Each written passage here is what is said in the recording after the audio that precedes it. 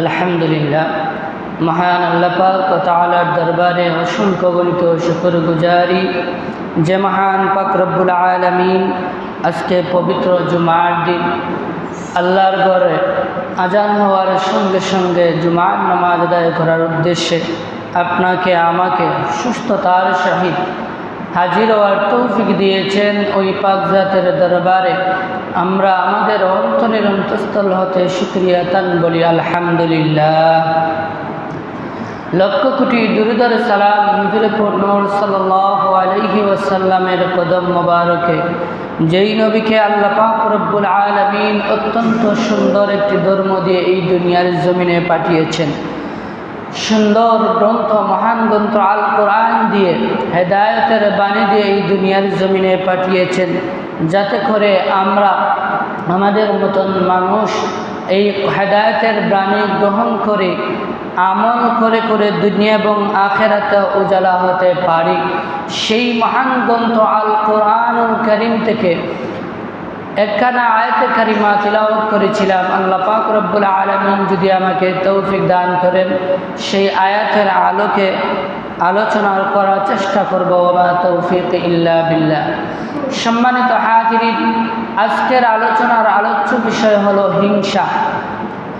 হিংসা এমন একটি বিষয় যেটা মানুষের মধ্যে বেশিরভাগ থাকে, আর যেই বিষয়টা মানুষের মধ্যে যখন চলে আসে তখন মানুষের সবচেয়ে বেশি ক্ষতিগ্রস্ত হয়ে যায়। আল্লাহ রাসূল সাল্লাল্লাহু আলাইহি ওয়াসাল্লাম এই হিংসা সম্বন্ধে অসংখ্য হাদিস বর্ণনা করেছেন। কোরআনুল কারীমের মধ্যে অনেকগুলো আয়াত রয়েছে।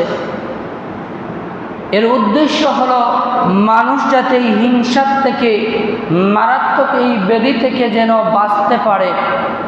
কারণ আল্লাহ পাক রব্বুল আলামিন এই মানুষদেরকে অত্যন্ত মহব্বত করেন, ভালোবাসেন। আল্লাহ চান না যে মানুষগুলো দুনিয়ার জমিনেও থেকে ধ্বংস হয়ে যাক।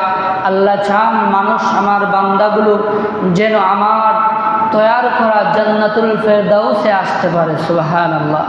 তো হাজিরিন, আল্লাহ তো আমাদেরকে সৃষ্টি করেছেন জান্নাতে দেওয়ার জন্য, কিন্তু আমাদের চিরস্থায়ী অভিশপ্ত শত্রু ইবলিস শয়তান, সে কখনো চায় না যে আমরা যেন জান্নাতে যাই।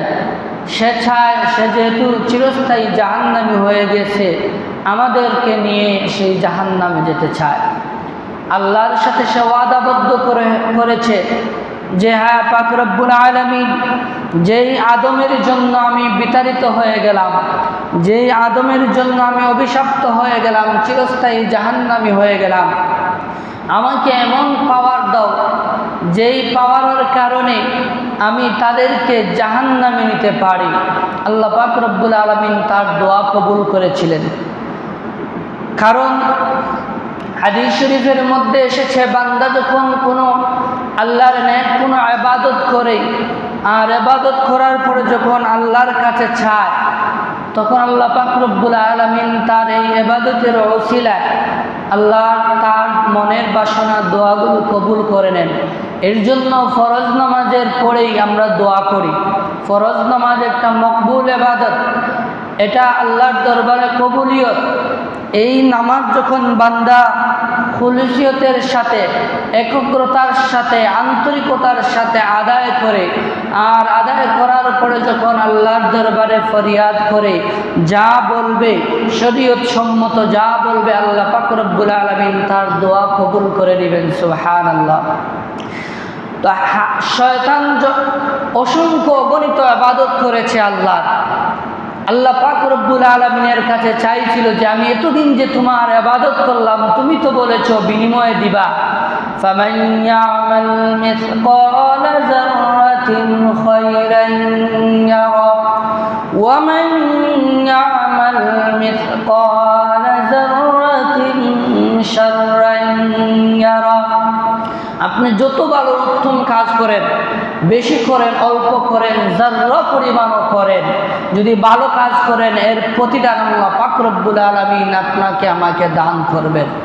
ومن يعمل مثقال ذرة شرا يرى আর দুনিয়ার জমিনে আপনি যত খারাপ কাজ করেন, এতে বড় হোক, ছোট্ট হোক, আর মাঝিয়ারা হোক, আর যারা পরিমাণ হোক, এর প্রতিদান আপনাকে আমাকে পাইতে হবে। ভালো কাজ করলেও ভালোর প্রতিদান দিবেন, খারাপ কাজ করলে এর প্রতিদান শাস্তি স্বরূপ আল্লাহ পাক রব্বুল আলামিন আমাদেরকে দিবেন। শয়তান বলল, আল্লাহ আপনি তো বলেছেন আপনার ইবাদত বন্দেগী করলে আপনি আমাকে এর বিনিময়ে দিবেন। আমি যে এতদিন তোমার গোলামি করলাম, তোমার ইবাদত করলাম, আজকে আমি সামান্য জিনিসের জন্য, আদমের জন্য আমি অভিশপ্ত হয়ে গেলাম। এতদিনের ইবাদতের বিনিময়ে তুমি কি দিবা, আমাকে দিয়ে দাও। তখন আল্লাহ বলেছিলেন, তুই কি চাস? তখন শয়তান চেয়েছিল, আর যেগুলো চাওয়া রয়েছে ওই চাওয়ার মধ্যে একটা চাওয়া ছিল যে আমাকে এমন একটা পাওয়ার দাও যাতে আমি আদমের রোগে রোগে শিরায় শিরায় ঢুকে তাদেরকে কুমন্ত্রণা দিতে পারি, আর কুমন্ত্রণা দিয়ে তাদেরকে জাহান্নামে নিতে পারি। আল্লাহ পাক রব্বুল আলামিন তাকে এই ক্ষমতা দিলেন, কিয়ামত পর্যন্ত তার এই ক্ষমতা থাকবে। এতে বোঝা যায় বান্দা যখন ভালো কোনো কাজ করবে আল্লাহ তার এই বিনিময় দিবেন। আর বান্দাদের জন্য শুধু কিয়ামতের দিন দিবেন না, দুনিয়াতেও ভালো কাজের প্রতিদান আল্লাহ পাক রব্বুল আলামিন দান করবেন। এর জন্য আমরা যেন এই দুনিয়ার জমিনে ভালো কাজ করে যাই। এখন এই ভালো কাজ করতে যাইয়া শয়তান আপনার আমার অন্তরের ভিতরে কুমন্ত্রণা দিবে। আর কুমন্ত্রণার মধ্যে একটা কুমন্ত্রণা হলো হিংসা, একটা কুমন্ত্রণা হলো হিংসা। যে হিংসা মারাত্মক একটা ব্যাধি। এই হিংসার কারণে আপনার আমার যতগুলো ভালো কাজ আছে, আমল আছে, সব কিছুকে ধ্বংস করে ফেলে। হাদিস শরীফের মধ্যে এসেছে, আল্লাহ রাসূল সাল্লাল্লাহু আলাইহি সাল্লাম ইরশাদ করেছেন, ইয়াকুম ওয়াল হাসাদা ফাইন্নাল হাসাদা ইয়াকুলুল হাসানাতি কামা তাকুলুন নারুল হাতাব। আবু দাউদ শরীফের মধ্যে হাদিসখানা এসেছে। এই জায়গার মধ্যে বলছেন, তোমরা হিংসা থেকে সাবধান থাকো, হিংসা থেকে সাবধান থাকো। আল্লাহ রাসূল সাল্লাল্লাহু আলাইহি সাল্লাম এই হিংসা বিরুদ্ধে সাবধানতা দিয়েছেন। রে আমার উম্মতরা, তোমরা সর্ব অবস্থায় হিংসা থেকে বিরত থাকিও। কারণ হিংসা থেকে বিরত না থাকলে কি হবে? আল্লাহ রাসূল সাল্লাল্লাহু আলাইহি সাল্লাম বলেন, কারণ আগুন যেমন কাঠকে খেয়ে ফেলে, হিংসাও তেমন সৎ কর্মগুলোকেও খেয়ে ফেলে। আগুন যেভাবে শুকনো কাঠটাকে জ্বালিয়ে পুড়িয়ে ছারখার করে ফেলে, হিংসাও আমাদের সৎকর্মগুলো, এই সৎকর্মের ভিতরে আমাদের সমস্ত ইবাদত ঢুকে গিয়েছে, এই ইবাদতটাকে ধ্বংস করে ফেলে। শয়তান আপনার অনেক ক্ষেত্রে দেখা যাবে শয়তান আপনার ইবাদতে ব্যাঘাত ঘটাবে না। আপনি ইবাদত করতেছেন, আল্লাহর গোলামি করতেছেন। উদাহরণস্বরূপ বলি, মনে করেন শবে বরাতের রাত্রে আপনি ইবাদত করার নিয়ত করেছেন যে আমি আজকে সন্ধ্যা থেকে নিয়ে ফজর পর্যন্ত আল্লাহর ইবাদতের মাধ্যমে কাটিয়ে দিব। নিয়ত সহি, নিয়ত করেছেন, এমনকি আপনি নামাজেও এসেছেন। সারাটা রাত আপনি আল্লাহর ইবাদত করলেন, আল্লাহর গোলামি করলেন, তাসবিহ তাহলিল জিকির আজকার কোরআন তিলাওয়াত সহ সমস্ত ইবাদতগুলো করলেন। কিন্তু ফজরের নামাজের পরে আপনার অন্তরের ভিতরে হিংসামূলক ব্যাধিটা আপনার ঢুকিয়ে দিল যে তুই তো সারা রাত আল্লাহর গোলামি করেছিস, আল্লাহর ইবাদত করেছিস, এখন তো তুই অনেক বড় মুসল্লি হয়ে গিয়েছিস, এখন তোর ভিতরে এমন একটা রোগ দিলাম, দেখ তোর পাড়া প্রতিবেশী, তোর বন্ধু, তোর আত্মীয় স্বজন, তোর ভাই আজকের মতন একটু গুরুত্বপূর্ণ একটা রাত গেল, অথচ সে বাড়ির কাছে তার মসজিদ থাকার পরেও মসজিদে আসলো না। দেখ তোর তুলনায় আর তার তুলনায় তুই তার থেকে অনেক বেশি উপরে চলে গেছিস, অনেক বড় উপরে চলে গেছস। তো এখন আর কম না, তুই আল্লাহওয়ালা হয়ে গেছস। এখন তার সাথে তোর কোনো সম্পর্ক থাকতে পারে না। সে হচ্ছে বেনামাজি আর তুই হচ্ছিস নামাজি। এরকম মনের ভিতরে আসে না? যখন আমরা কিছু ইবাদত করি তখন মনের ভিতরে আমি আর কম নি, আমি তো এখন অনেক বড় মুসল্লি হয়ে গেছি। যখন এই ধরনের কুমন্ত্রণা আপনার আমার অন্তরের ভিতরে আসবে, মনে করবেন শয়তান আপনাকে কুমন্ত্রণা দিয়ে দিয়েছে। কুমন্ত্রণা যখন দিবে, তখন ওই যে কুমন্ত্রণার কারণে যখন আপনি আপনার ভাইয়ের সাথে, বন্ধুর সাথে, আত্মীয় স্বজনের সাথে, পাড়া প্রতিবেশীদের সাথে যখন আপনি হিংসা করলেন, আর ওই হিংসা করার কারণে আপনার সারা রাতের ইবাদত বরবাদ হয়ে গেল। এর জন্য আল্লাহ রাসূল সাবধান দিয়েছেন, হিংসা এটা মারাত্মক একটা রোগ। এই হিংসা আমাদের অনেক নিচের দিকে নামায়। আপনি নিজে যদি ভালো হতে চান, তাহলে কোনোদিন কারোর প্রতি হিংসা করবেন না। আর যদি আপনি নিচের দিকে যেতে চান, ধ্বংস হতে চান, তাহলে শুধুমাত্র হিংসা করলে আপনার জন্য যথেষ্ট হয়ে যাবে আপনি ধ্বংস হওয়ার জন্য। আর যদি চান যে আমি অনেক বড় হতে চাই, সম্মানিত হতে চাই, আল্লাহর মায়ার বান্দা হতে চাই, তাহলে আপনি যেন হিংসা থেকে বেঁচে থাকেন। যদি আপনি হিংসা থেকে বেঁচে থাকতে পারেন, তাহলে দেখবেন আপনি অনেক উঁচু লেভেলের আল্লাহর মায়ার বান্দা হতে পেরেছেন। এর জন্য আমাদের মুর্শিদ কিবলা আল্লামা সাহাবুল্লাহ ফুলতলি রহমতুল্লাহ আলাইহি বলতেন, সবসময় একটা নসিহত ছিল যে অন্যের ভালো দেখলে নিজের মনটা শান্ত রাখিও, খুশি রাখিও। আপনার ভাই, আপনার প্রতিবেশী ভালো একটা কাজ করেছে, উন্নত হয়ে গেছে, আপনি খুশি থাকবেন।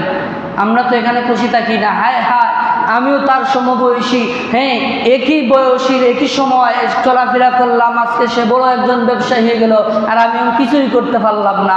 এখন তার সঙ্গে আপনার দেখা যায় আপনার আমার হিংসা শুরু হয়ে গেল।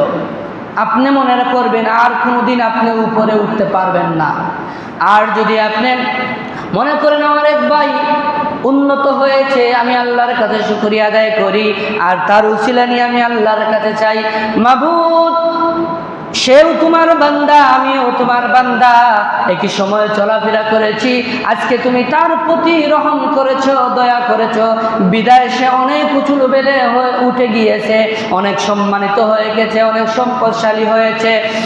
ও মাবুদ, তুমি যদি ঠিক তেমনি ভাবে তার উপরে যেভাবে দয়া করেছো, তুমি যদি আমার উপরে এরকম দয়া করো, আমিও একটু সম্মানের অধিকারী হতে পারি। আল্লাহ পাক রব্বুল আলামিন বলেন, বান্দা যখন আরেক বান্দার এরকম পরিস্থিতির উপরে খুশি হয় আর শুকরিয়া আদায় করে, আমি আল্লাহ পাক রব্বুল আলামিন তখন বান্দাকে আরো বেশি পরিমাণে নিয়ামত বাড়িয়ে দেয়। সুবহানাল্লাহ। আমি অনেক দিন আগে একটা ঘটনা বলছিলাম মনে হয়, যে ঈসা আলাইহিস সালাম একদিন যাচ্ছিলেন তুর পাহাড়ে কথা বলার জন্য। তখন হযরত ঈসা আলাইহিস সালামকে একটা যুবক বলেছিল, ওগো আল্লাহর নবী পয়গম্বর, আল্লাহ আমাকে এত বেশি সম্পদ দিয়েছে, এই সম্পদ রক্ষণাবেক্ষণ করার মতন ক্ষমতা আমার এখন নাই। আপনি আল্লাহর কাছে বলবেন এই সম্পদটা কমানোর পদ্ধতিটা কি। এরকম একটা ঘটনা বলছিলাম। অবশেষে ঈসা আলাইহিস সালাম বলেছিলেন, তুমি যখন আল্লাহর কোনো নিয়ামত পাইবা, নিয়ামত পাওয়ার পরে তুমি আল্লাহর শুকরিয়া আদায় করিও না। যদি নিয়ামত পাওয়ার পরে তুমি আল্লাহর শুকরিয়া আদায় করো না, তখন আল্লাহ পাক রব্বুল আলামিন তোমার কাছ থেকে নিয়ামতগুলো কেড়ে নিবেন। ওই যুবকটা তখন বলেছিলেন, অসম্ভব, যে আল্লাহ আমাকে দয়া করে, আমাকে মহব্বত করে এত বেশি নিয়ামত দান করেছেন, সম্পদশালী করেছেন, আল্লাহ আমাকে দয়া না করে অন্য কেউ করতে পারতেন, কিন্তু আমাকে দয়া করেছেন, আর আমি ওই আল্লাহর নাফরমান হই কেমনে? না হতে পারে না, বরং আমি আল্লাহর শুকরিয়া আরো বেশি আদায় করব। ওগো আল্লাহর নবী পয়গম্বর মুসা, আপনি আমার হয়ে আল্লাহর কাছে একটু ফরিয়াদ করুন, আল্লাহর কাছে দোয়া করুন, আল্লাহ যেন আমাকে সৎভাবে এই সম্পদগুলোকে রক্ষণাবেক্ষণ করার ক্ষমতা আমাকে দান করেন। সুবহানাল্লাহ। এর জন্য এই ঘটনা থেকে আমরা বুঝতে পারি যে যখন কোনো নিয়ামত পাইবেন, নিয়ামত পাওয়ার পরে শুকরিয়া আদায় করতে হবে। তো হাজিরিন, বলতেছিলাম, আপনার ভাই, আপনার পাড়া প্রতিবেশী, আপনার এলাকার কেউ যদি হঠাৎ করে পরিবর্তন আসে, তাহলে আপনার আমার অন্তরের ভিতরে যেন হিংসা না আসে। হিংসা মারাত্মক জিনিস। এই হিংসার কারণে আজকে শয়তান অভিশপ্ত হয়েছিল। আল্লাহর পয়গম্বর হযরতে আদম আলাইহিস সালাতু ওয়াস সালামকে যখন আল্লাহ সৃষ্টি করলেন, তৈরি করে রাখলেন, ফেরেশতারা আল্লাহর ওই বান্দা আদম আলাইহিস সালামকে দেখার জন্য আল্লাহর কাছে ফরিয়াদ করলো, ওগো মাবুদ, তোমার আদম দেখার জন্য আমাদেরকে অনুমতি দেন। লম্বা কথা সংক্ষেপ আকারে বলতেছি, হুকুম দিলে ফেরেশতারা আমরা যেভাবে কাবা শরীফ তওয়াফ করি, ভেবে ফেরেশতারা হযরতে আদম আলাইহিস সালামকে দেখে দেখে তওয়াফের মাধ্যমে ঘুরে ঘুরে দেখে দেখে আর আল্লাহর কাছে প্রশংসা করতেছেন, হায় রে হায়, এত সুন্দর আল্লাহ আদম বানাইলেন, কত সুন্দর আদম বানাইলেন। একজন আরেকজনের সঙ্গে গল্প করতেছেন, ফেরেশতারা প্রশংসা করতেছেন, এত সুন্দর আদম বানাইছেন আল্লাহ। এইরকম প্রশংসা শয়তানের কানে যখন যায়, তখন কিন্তু সে অভিশপ্ত শয়তান হয় নাই।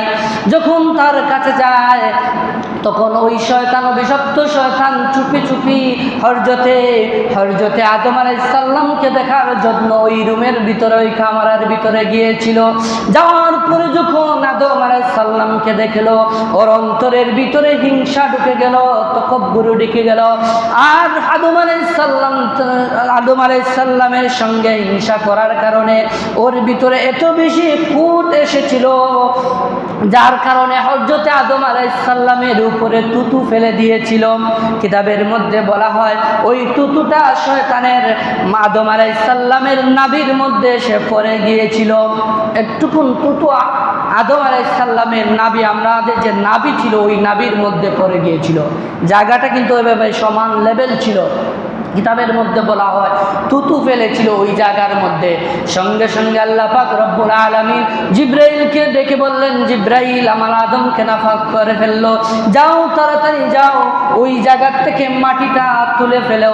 হযরত জিবরাইল আলাইহিস সালামে সেইভাবে মুষ্টি মেরে ওই জায়গা থেকে মাটি তুলে নিয়েছিলেন। এর জন্য আদম সন্তানদের এই জায়গাটা গর্ত থাকে। আর ওই মাটি দ্বারা কুকুর বানিয়েছিলেন। যাই হোক, আমি ওইদিকে যাচ্ছি না, যদি সময় হয় অন্য একদিন বলবো। তো হাজিরিন, এই হিংসার কারণে আদম আলাইহিস সালামের উপরে তুতু ফেলেছিল, যার কারণে আল্লাহ পাক রব্বুল আলামিন জান্নাতের প্রতিটা জায়গায় জায়গায় আয়াত নাজিল করে দিলেন, আউযু বিল্লাহি মিনাশ শাইতানির রাজিম। আয়াত নাজিল করে দিলেন যে অভিশপ্ত শয়তান থেকে আল্লাহর কাছে পানা চাইতেছি। যেই মুহূর্তে আয়াতটা শয়তানের নজরে পড়ল, সঙ্গে সঙ্গে আলোচনা সবার আয়োজন করলো, সমস্ত ফেরেশতাদেরকে ডেকে জোর করলো আর জানিয়ে দিল, এ আল্লাহর ফেরেশতারা, তোমাদের মধ্যে কে আছো যিনি অভিশপ্ত হয়ে গেছো, তাড়াতাড়ি তুমি তওবা করো, তাড়াতাড়ি তুমি আল্লাহর কাছে মাফ চাও। আমাদের মধ্যে একজন অভিশপ্ত শয়তান এসে গেছে, অথচ সে নিজে জানে না তার উপরে অভিশপ্ত হয়ে গেছে। শয়তান কিন্তু এই কথা বলেছিল।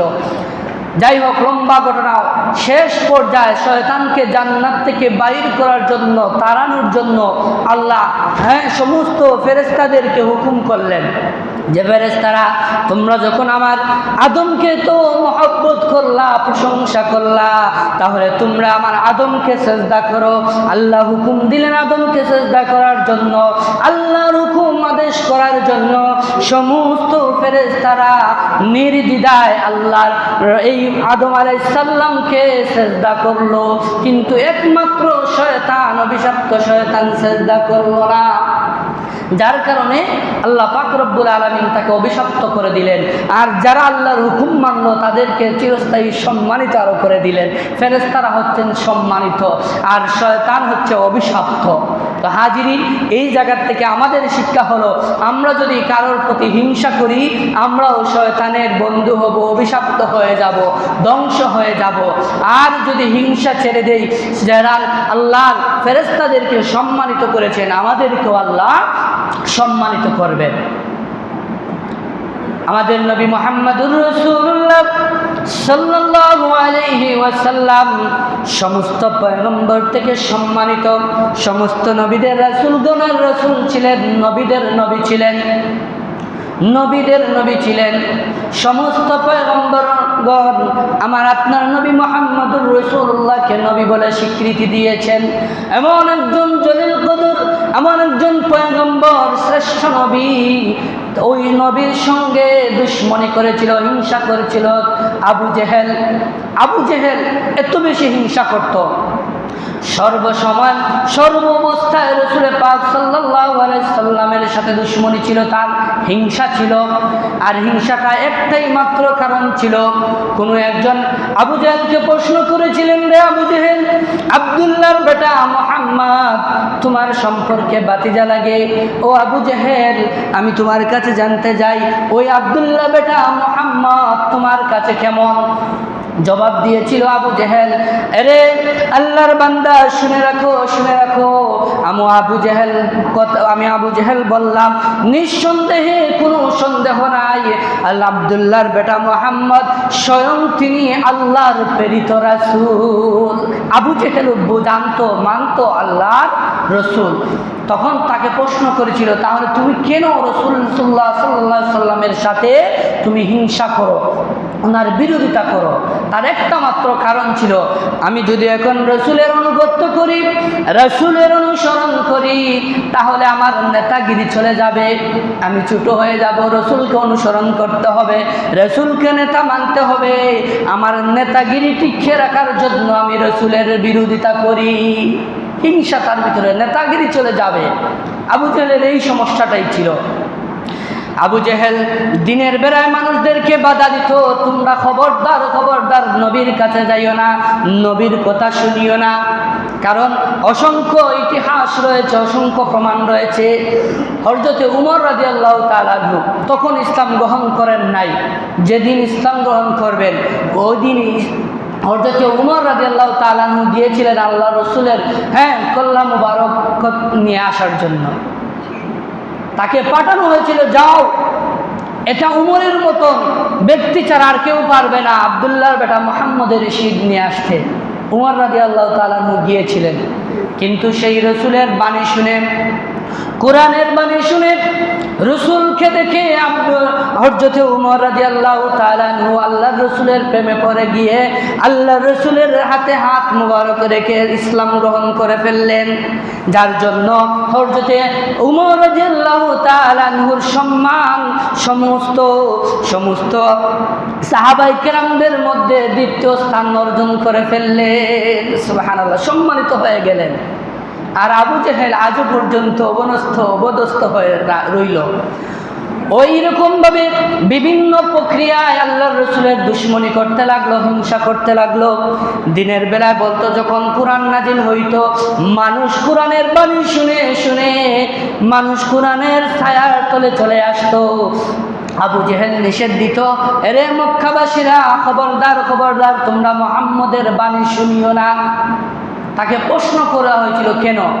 আবু জেহেল বলেছে যে মুহাম্মদের যে বাণীগুলো, এটা নিঃসন্দেহে পৃথিবীর কোনো মানুষের মুখের বাণী নয়, এটা স্বয়ং আল্লাহর বাণী। আর এটা যারা একবার শুনবে অন্তর দিয়ে, তারা ওই কোরআনের ছায়াতলে সেই ইসলাম ধর্ম গ্রহণ করে ফেলবে। তারা বাধা দিত, দিনের বেলায় বাধা দিত, আর রাত্রে বেলা সেই আবু জেহেল লুকাই লুকাই গিয়ে আল্লাহর রসুলের হুজরা মুবারকে সারা রাত দাঁড়িয়ে দাঁড়িয়ে কোরআন শুনত। এটা আবু জেহেল বুঝতো যে তিনি একজন যে পয়গম্বর, রসুল, আল্লাহর রসুল, শ্রেষ্ঠ নবী, সেই মানত। কিন্তু তার ভিতরে অহংকার ছিল, আমার নেতাগিরি চলে যাবে, হতে পারে না, আমি রসুলকে নবী মানব না, স্বীকৃতি দিব না। হাজিরিন, বলতেছিলাম, এই রসুলকে ধ্বংস করার জন্য আবু জেহেল অনেক ফন্দি পেতেছিল, কিন্তু সব জায়গার মধ্যে ব্যর্থ হয়েছিল। একদিন আবু জেহেল বলল, কাউকে না জানিয়ে সে নিজে নিজে আল্লাহর রসুলকে মেরে ফেলবে। এই চিন্তা ধারণা যেই চিন্তা ধারণা সেই কাজ করা শুরু করলো। যেই রাস্তা দিয়ে আল্লাহর রসুল সকালবেলায় মসজিদে নববীর মধ্যে নামাজে যাইতেন, ওই জায়গার মধ্যে গর্ত করতে লাগলো, ওই জায়গার মধ্যে গর্ত খুঁড়তে লাগলো। আর যখন মুহাম্মদ সাল্লাল্লাহু আলাইহি সাল্লাম সকালবেলায় আসবেন, ফজরের সময়, এই দুনিয়াটা অন্ধকার থাকে, সহজে দেখা যায় না। তার চিন্তা ছিল সারা রাত গর্ত খুঁজবো, সকালবেলায় ঘুম থেকে মুহাম্মদ সাল্লাল্লাহু আলাইহি সাল্লাম আসবেন, খেয়াল করবেন না, পড়ে যাবেন, আর পরে আমি আবু জেহেল এসে মাটি চাপা দিয়ে রাসূলুল্লাহকে মেরে ফেলবো, কেউ টের পাইবে না। সারা রাত গর্ত খুঁজলো, গর্ত খোদার পরে যখন রাত্রিটা শেষ পর্যায়ে এসে গেল, আবু জেহেল চিন্তা করলো গর্তটা কতটুকু গভীর হয়েছে টেস্ট করতে হবে। যদি গর্তে পড়ার পরে আবার যদি উঠে যান মুহাম্মদ, তাহলে তো এই গর্ত কুরবানি হইল না। এটা দেখতে হবে কতটুকু গর্ত খুঁড়েছে। এই পরীক্ষা করতে যাই আবু জেহেল গর্তের দিকে একটুকু অগ্রসর হয়েছিল। অগ্রসর হওয়ার সঙ্গে সঙ্গে তার মাথা ঘুরিয়ে ওই গর্তের মধ্যে সে নিজেই আবু জেহেল পড়ে গেল। সে নিজে আবু জেহেল পড়ে গিয়েছে। এখন আল্লাহ পাক রব্বুল আলামিন তো সব দেখতেছেন। আল্লাহ জিব্রাইল পাঠাইলেন, জিব্রাইল যাও। কিতাবের মধ্যে বলা হয়েছিল গর্তটা বুক বরাবর ছিল। তো একটা প্রশ্ন জাগে, বুক বরাবর যদি গর্ত থাকে, এই গর্ত থেকে উঠা যায় একা একা, কোনো সমস্যা হয় না, কিন্তু আবু জেহেল উঠতে পারে নাই। আল্লাহ পাক রব্বুল আলামিন সঙ্গে সঙ্গে জিব্রাইলকে বললেন, জিব্রাইল যাও, গর্তটা এমনভাবে করে রেখে দিও যতক্ষণ না পর্যন্ত আমার নবী মুহাম্মদুর রাসূলুল্লাহ সাল্লাল্লাহু আলাইহি সাল্লাম না আসবেন, ততক্ষণ যেন আবু জেহেল গর্ত থেকে উঠতে না পারে। আবু জেহেল সে এমনভাবে সিস্টেম করে ফেললেন। এখন দেখা যায় গর্ত থেকে উঠতে গেলে আরো আদাত বাকি রয়েছে। আবু জেহেল অনেক চেষ্টা করলো, গর্ত থেকে উঠতে পারলো না। আল্লাহ রাসূল সাল্লাল্লাহু আলাইহি সাল্লাম নামাজে আসলেন। যেই মুহূর্তে গর্তের পাশে আসলেন, দেখলেন জিব্রাইল হাজির। ও জিব্রাইল, হঠাৎ করে তুমি কেন হাজির? আল্লাহ রাসূলকে বললেন, ইয়া রাসূলুল্লাহ, ইয়া হাবিবাল্লাহ, ঘটনা পরে জানবেন, আগে আপনার রাস্তায় আপনি চলে যান, মসজিদে নববীর মধ্যে চলে যান, নামাজের সময় হয়ে গেছে, নামাজ পড়ে এসে তারপরে ঘটনা জানবেন। আল্লাহ রাসূল চলে গেলেন, নামাজ শেষ করে দিনের খেদমত শেষ করে আসলেন। আসার পরে দেখা যায় অনেক মানুষ জড়ো হয়ে গেছে। কেন? রাস্তার মধ্যে গর্ত খোদা। যেই আসে সেই দেখে রাস্তার মধ্যে গর্ত খোদা। আসার পরে যখন গর্তটা দেখে, তখন এক একজন এক এক রকম গালি দেয়। এক একজন এক এক রকম গালি দেয়, কার বাচ্চা দেয়, কার খিরে, এখন রাস্তার মধ্যে গর্ত খুঁজলো, এইরকম গালি দেয়।